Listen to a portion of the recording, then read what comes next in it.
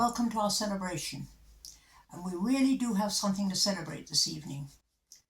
I can so clearly remember the day 20 years ago when I said to a friend, I'm planning to go out to Bangladesh to make a feature film. And I have hardly any money, I don't have any equipment, and I really don't know anything about filmmaking. Do you think I'm mad? And they said, yes, go do it. And we did. I found a wonderful crew, all young people just qualified, and full of the knowledge I so seriously lacked. And we scraped together enough money for a very basic kit, and off we went to Bangladesh, the Centre for the Rehabilitation of the Paralysed, where we were met by Valerie Taylor, the inspiration for it all, and who I'm delighted to welcome here this evening. And we made Radio By, a full-length feature film. Purple Field Productions was born.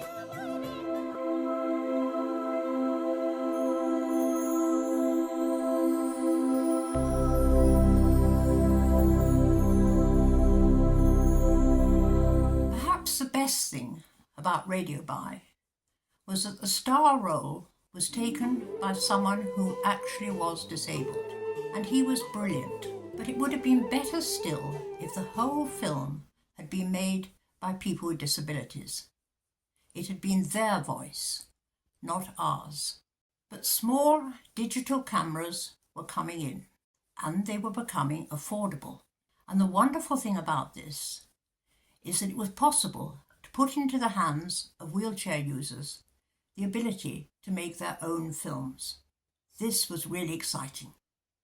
So back we went to Bangladesh to start to train people in wheelchairs to make their own films.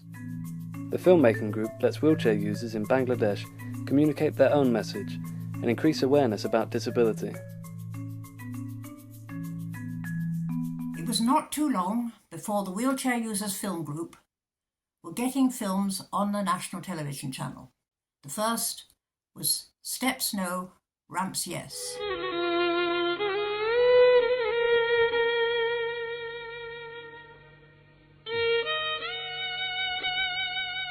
And now, today, one of our trainees is on the staff of the Centre for Rehabilitation of the Paralysed as a permanent staff member, making videos to help increase awareness and understanding of the disability issue, and really doing great work. So we had seen the power of film, and other countries were calling. Our next film was in Rwanda, but it was in English, and it was making a film for use in England. People who stay here in Rwanda, they love the country. Purple Field Productions had not yet really found its niche. Other people were making films for use in England, mostly fundraising films. Nobody, it seemed, were making films like Radio By, films to address stigma and providing information in local languages. But such films, we were fast realising, were desperately needed. We take information for granted. It's everywhere in this country. It's so easy to Google anything you don't know. But imagine what it would be like if you couldn't do this. If you were a mother in a poor country and you had a disabled baby and you didn't know why. That eternal question, why? Why me? And the only answer that comes is the old one, that you must have sinned in some way. Or you're a farmer trying to cope with climate change, and the crops just aren't coming in the way that they've come for your ancestors for generations. And you don't know why, and you don't know what to do about it. And there's no way of finding out. One of the most useful things I think we can do to address poverty at source is to provide the tools, to give people the means to do something about it for themselves, to give them the knowledge, and film can do that. Purple Field Productions has been making films in a wide variety of areas, provide knowledge in health and in agriculture, ever since we discovered this. But those clips we've just shown you were all of documentaries. One of Purplefield's production's greatest strengths is in drama, or full-length dramas written months in advance with the help of local people and designed to reflect real-life situations, and people really love them. I think perhaps because people can relate to them. If you have characters that people think, oh, yes, I know that person, or I feel like that, then people will relate. They get involved with them. They can laugh with them. They can weep with them. They can understand them. They discuss them and talk about them, just as we do when we watch dramas on television.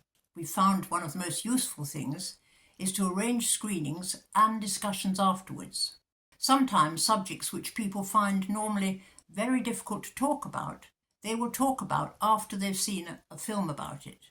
Subjects such as HIV or something like that. People can find they can talk about if it's been on the screen and the characters have been talking about it. So here are clips from some of these dramas, and the results have been really wonderful in some cases. I'd like to tell you about a few of them.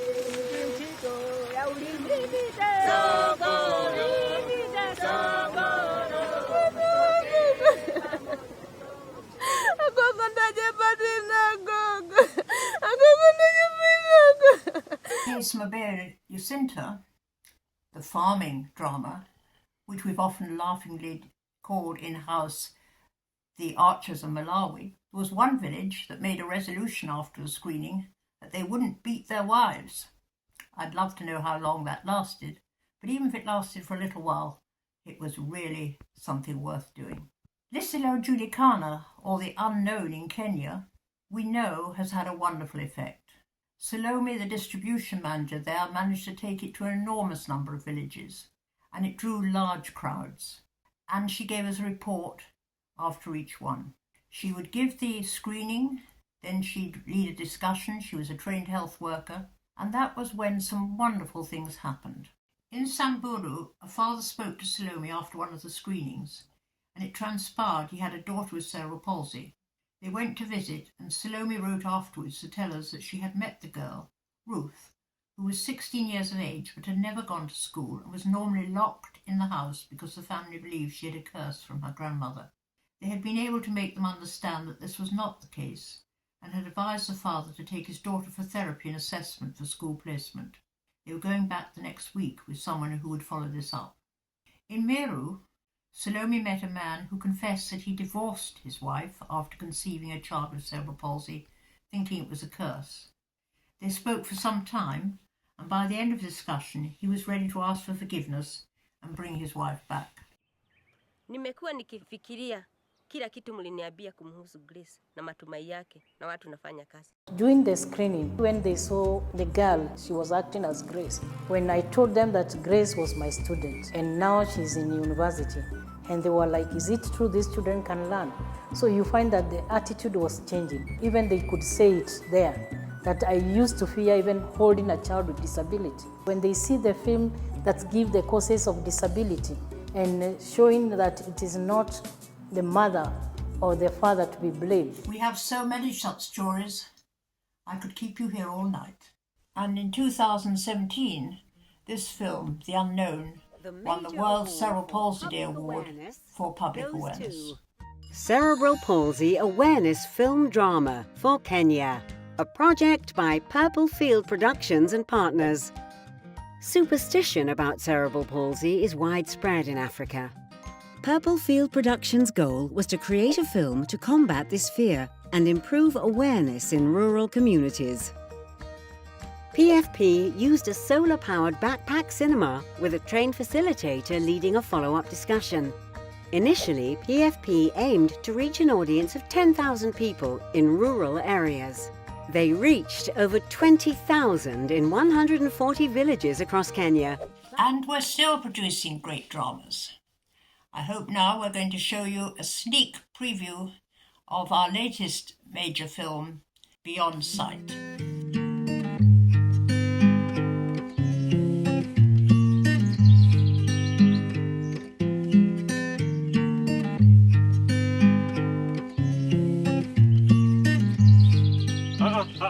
Chigadele, mupira na gura mini.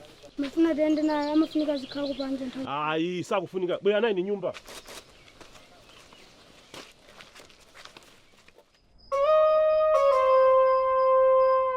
Baby, ola ungana ndiuza tawiwe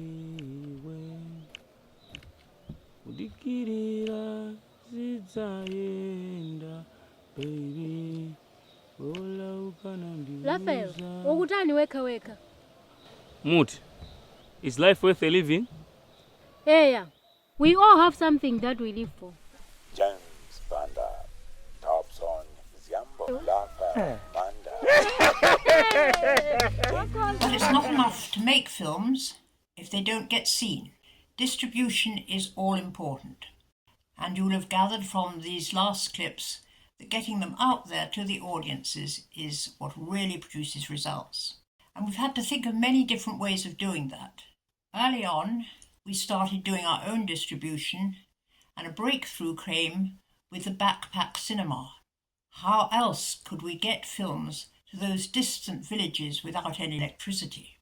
Pedal power, we've moved to solar power, and other modes of distribution which depend on partners and on all sorts of clever thinking. So that's two aspects of our work, production and distribution. But the third is perhaps most important of all, that it is important to put the making of it in the hands of local people. So training is absolutely vital aspect. So let us finish with the work of some of our young trainees. But before we do so, there's a couple more things I'd like to say. First, it is to say that the films were not the only highlight of my 16 years with Purple Field Productions, nor even the wonderful countries that I visited. The greatest highlight of all, perhaps, was the people, the lovely people of the countries themselves. Scene 64B, take 2, pick up. Marcus? People who shared their lives with us. Action. Who put aside all the difficulties they were dealing with, the difficulties of disability and hardship, of conflicts they had come through, and who greeted us with such smiles and laughter and kindness and generosity. People I will never forget.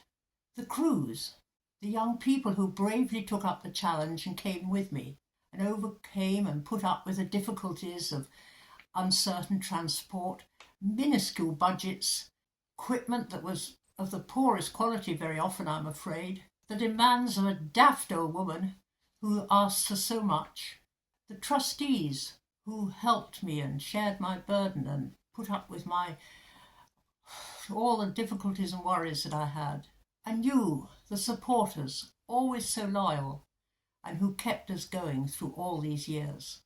Enormous thanks to you all. They were truly wonderful years. But the time comes when you know that if the organisation is to go on, you must hand over. You must give it a future. You must hand over to new blood and new ideas. But how to find a successor? That is the problem. But an advertisement turned up, a near miracle.